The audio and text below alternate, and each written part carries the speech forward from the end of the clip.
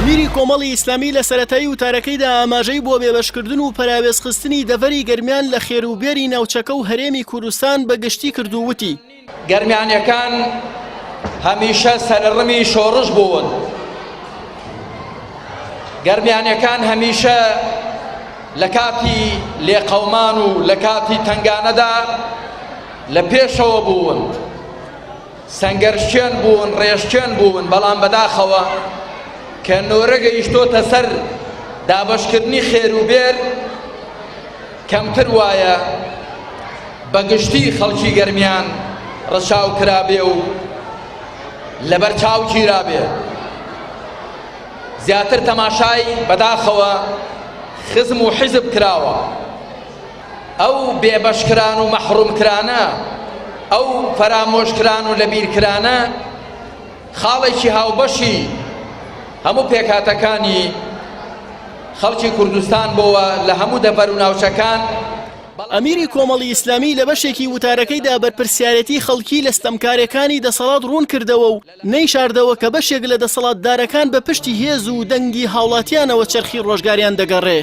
من لێرەوە ئامۆژگاریتان دەکەم، ئێوەی خەڵکی گەرمیان لە پشت ئێوەشەوە خەڵک و جەماوەری هەرێمی کوردستان کە وەڵام ئامادە بکەین بۆ ئەو ڕۆژەی دەچینەوە خزمەت خوا و دەچینەوە خزمەت پێغەمبەری خوا صلى الله عليه وسلم کە چیمان کرد لەگەڵ خەڵک و وڵاتی خۆماندا. ئەو پرسیارە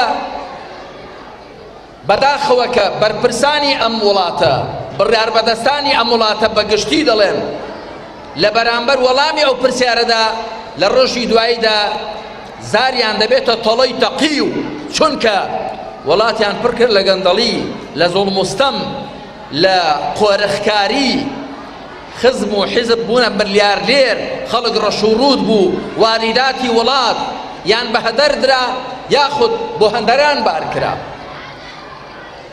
بەڵام ئایا ئەوە تەنیا بڕیاربەدەستان و حکومڕانانن بەرپرسیارن؟ بە تاکید خەڵک و جەماوەریش بەرپرسیارە.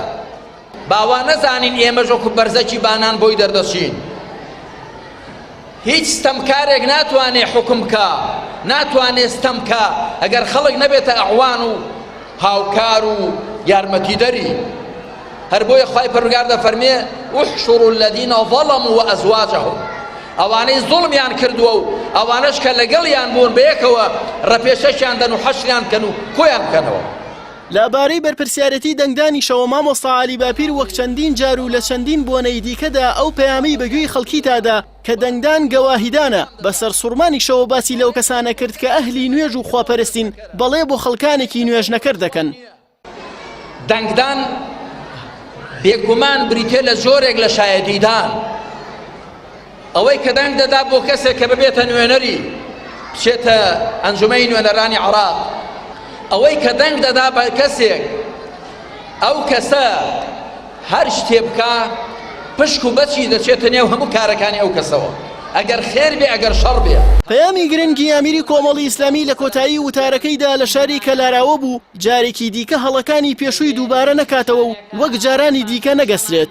ئومێدم وایە ئەم جارە دوای ئەو هەموو نەهامەتیانەی کە لەلایەن ئەو بڕیاربەدەستانەوە بەسەر خەڵکی ئەم هەرێمە هێنران، ئومێدم وایە خەڵک هەڵوەستەیەکی باشی کردبێ، بەرچاوی ڕۆشن بوو بێتەوە، هۆشیار بوو بێتەوە، هەڵەکانی پێشووی دووبارە نەکاتەوە. فەرمایشتی پێغەمبەر عەلەیهی سەڵات وەسەلام دەفەرمێ لا يلدغ المؤمن من جحر واحد مرتين، مرۆڤی بڕوادار دوو جار لە کونێکەوە ناگەزرێ. ئەمیری کۆمەڵی ئیسلامی لە ناساندنی پاڵێوراوانی لیستی ١٠٤ کۆمەڵی ئیسلامیشدا ئاماژەی بەڕابردوو و ئازایەتی کۆمەڵ لە نێو کایەکانی پەرلەمان و دەسەڵاتدا کرد و وتی ئێمەتان لە پەرلەمان بینی چه پەرلەمانتارەکانمان لە کوردستان، چه سکرتێری پەرلەمانمان کە وەکو شاخ وەستا لە بەرامبەر ئیرادەی کەسانێکدا کە دەیانەویست بە شێوەیە گۆڕانکاری بکەن پەرلەمان ببێتە بازیچە، ببێتە بووکەشوشە. لە کایەی حکوومەت و حکوومەتداریدا خەڵکی ئێمەتان بینی وەزیرەکان، بەڕێوەبەرە گشتیەکان، قایم مەقام و مدیر ناحیە و لە ئەنجومەنی پارێزگاکان خەڵک ئەگەر لە خۆی نەگۆڕێ دەزانێت کە خەڵکی کۆمەڵی ئیسلامی چۆنن و ئێمە خوا پشتیوان بێت لە هەڵوێستی مەردانە و جوامێری و لە خزمەتی خەڵک لەبەر ڕازیکردنی خوا لێی زیاد نەکەین هەرگیز لێی کەم ناکەین